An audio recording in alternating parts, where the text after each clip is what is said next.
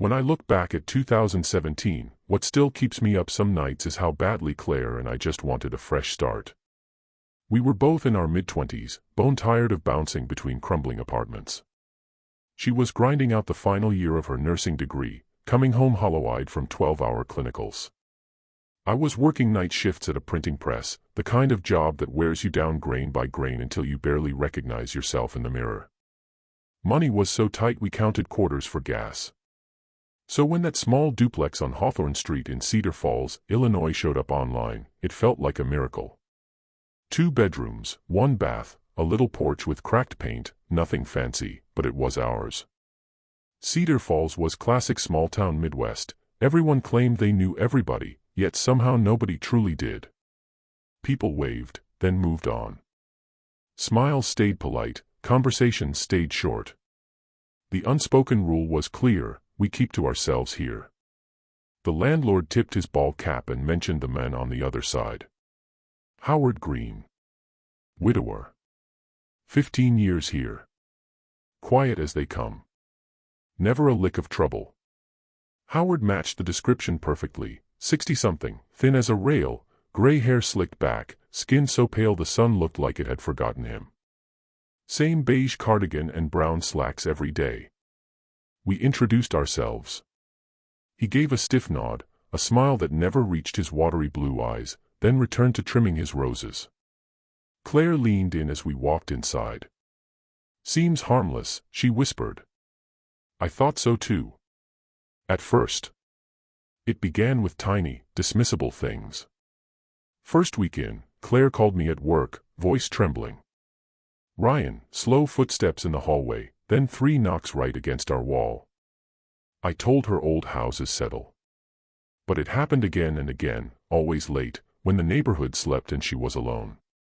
I tried small talk one afternoon while Howard pruned roses.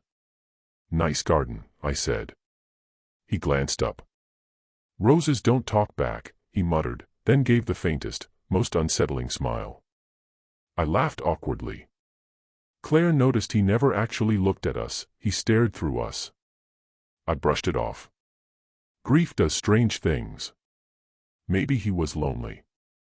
Then the little anomalies piled up, boots scuffing the porch when no one was outside, Claire's umbrella suddenly on the wrong hook, the porch light unscrewed just enough to flicker.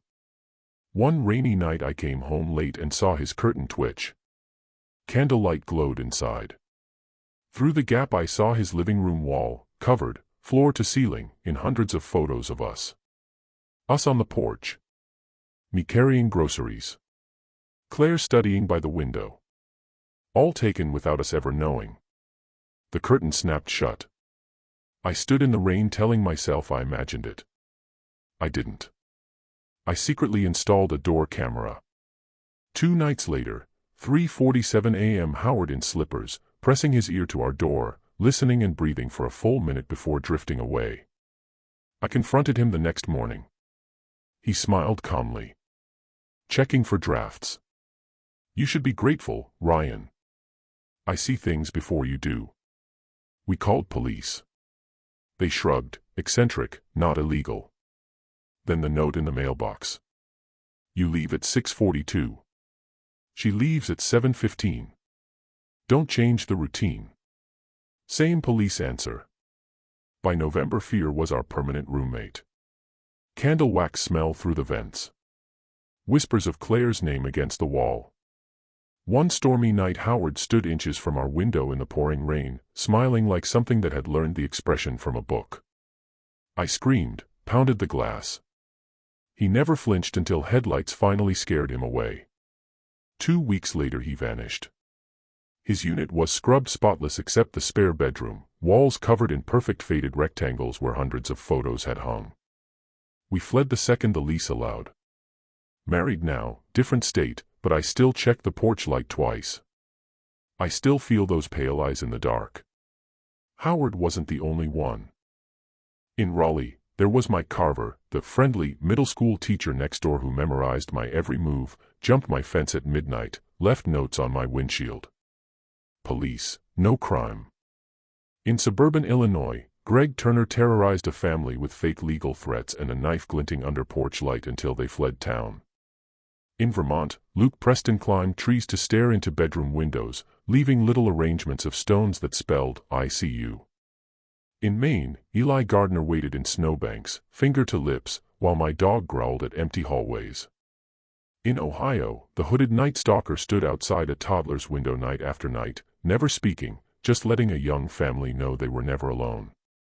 And there were others, many others, that still haunt me. The Woman in the Attic, Denver, Colorado, 2020. Sarah bought a cute 1920s bungalow in West Denver with her fiancé. The attic access was in the master closet, a pull-down ladder. First week, they heard soft thumps overhead at night. They blamed squirrels. Then Sarah found the attic ladder slightly lowered when they came home from work. Nothing missing. They installed a lock on the hatch. 2 months later, while cleaning, she noticed faint scuff marks on the closet ceiling, like shoe prints walking in circles directly above their bed. She called a pest control guy to check for animals. He found no animals. But he did find a neatly folded blanket, an empty water bottle, and a small pile of sunflower seed shells in the far corner of the attic. Someone had been living up there. They called police. Forensic team found fingerprints belonging to a woman with a long history of trespassing and stalking convictions. She had been entering through an unlocked basement window, climbing into the attic, and staying for hours, sometimes days, while they slept beneath her. She never took anything. She just wanted to be close. They moved. The house sat empty for 2 years. Neighbors still swear they see the attic light flicker on at night. The Mailman Who Never Delivered, Austin, Texas, 2018 to 2019. Jessica lived alone in a quiet East Austin neighborhood. Her regular mail carrier, Tom, was chatty, always asking if she was dating anyone, what time she got home, if she felt safe living alone. Then packages started disappearing. Only the ones that required a signature when she wasn't home. She complained to the post office. They investigated. Turns out Tom had been holding her packages at the station, then delivering them weeks later on days he knew she'd be home, just to have an excuse to talk. They found over 40 of her packages in the trunk of his car. He had photos of her house from every angle, timestamps of her coming and going, even recordings of her voice from doorbell cams he'd accidentally taken home to fix. He lost his job but never faced charges. Jessica moved 3 states away. She still flinches every time a mail truck drives slowly past her new house. The upstairs tenant, Seattle, Washington, 2021. Mark rented the bottom half of a converted house. The upstairs tenant, Nathan, seemed normal at first, quiet software engineer, worked from home. Then Mark started finding his Wi-Fi password changed. His smart thermostat adjusted in the middle of the night. His Nest camera would go offline for exactly 11 minutes every evening at 7:03 p.m.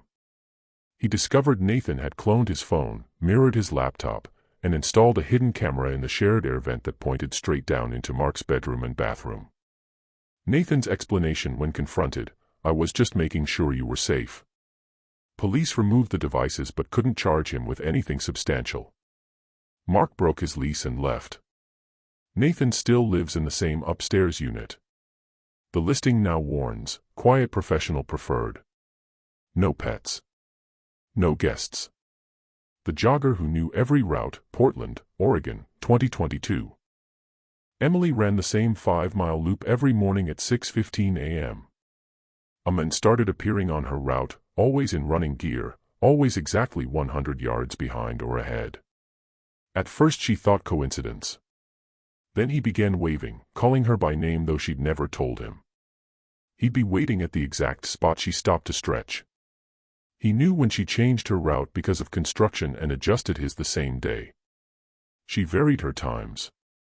He matched them. She ran at night. He appeared under streetlights. She finally called police from a coffee shop when she spotted him waiting outside. He vanished before officers arrived. They ran his plates, he'd parked nearby. Clean record. No laws broken. She stopped running outdoors entirely. He still drives slowly past her house every single morning at 6:15 a.m., never stops, never waves anymore. Just passes by, letting her know he remembers. These are not urban legends. These are real people who told me their stories after I shared mine. Some asked me not to use their names.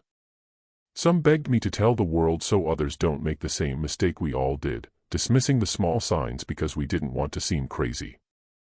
The umbrella moved 2 inches. The porch light flickered once. The curtain shifted when no wind was blowing. The same face appeared on your running route 3 days in a row. We laughed them off. We told ourselves we were overreacting. We didn't want to be that neighbor who caused drama.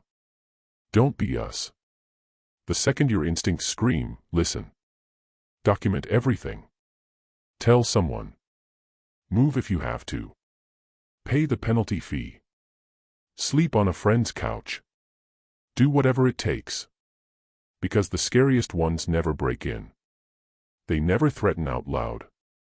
They never give the police anything to arrest them for. They just watch. They wait.